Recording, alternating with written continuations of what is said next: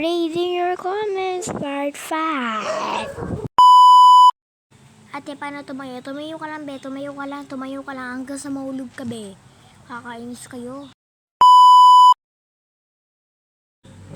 Ate, nababasa ang tubig. Ano magagawa ko, pe? Parang kasalanan ko nabasa ang tubig. Ewan ko sa'yo. Ate, ano spell ng PE? Paano ka naka-message ng PE, be? Tulungan mo nga ako, be. Paano yan? Ate, crush kita, pero ano, be? Pera. Ate, paano lumungay sa lupa? Eh di lumungay ka, be, para may pakpak ka na. Hello po. Hello din. Huwag mo lang kalimutan mag-subscribe, like, and comment para updated ka sa mga video ko. Sana din mag-like lang kayo dyan. Bye!